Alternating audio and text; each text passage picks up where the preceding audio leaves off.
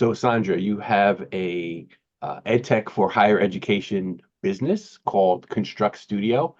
Could you tell us a little bit about it and what inspired you to get that created? Sure.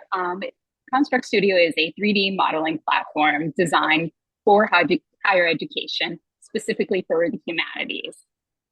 It started, wow, quite a few years ago when I was an adjunct instructor at NYU and I was teaching engineers about art history. I really enjoyed teaching art history to those who had never probably come across humanities and they were there just to fulfill the requirements. Right.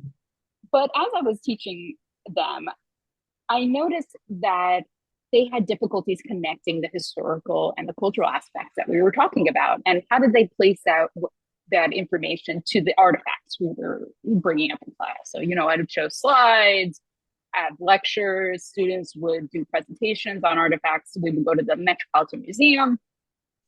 But in the end, I was concerned that they weren't transferring their knowledge from other disciplines. And so one of the great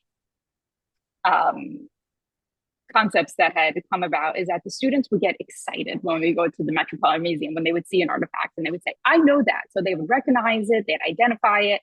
And then they would say, oh, I remembered when we talked about this Benin mask and how the ivory was there, and now I could see it in the back, and it was hollowed out, and they probably did that because they could use it as a mask or attach it to the hip, and finally these concepts were coming to life for them.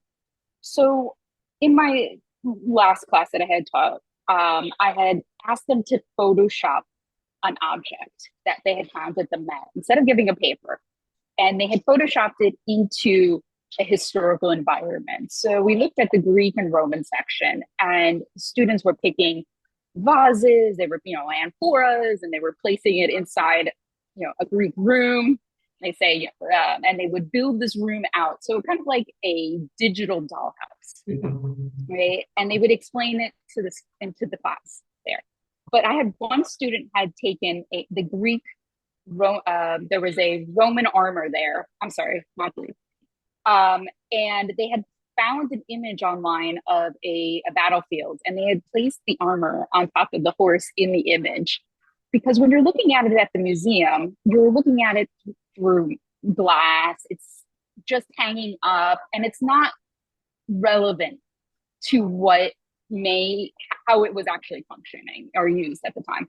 And the student was able to connect to saying this one on the front of the horse, this on their nose, this one on the shin, the back here.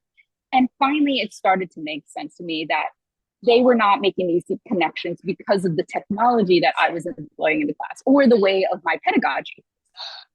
And so I went back to school. I went back to NYU Steinhardt Learning Experience in Technology Design. Shout out to my faculty there.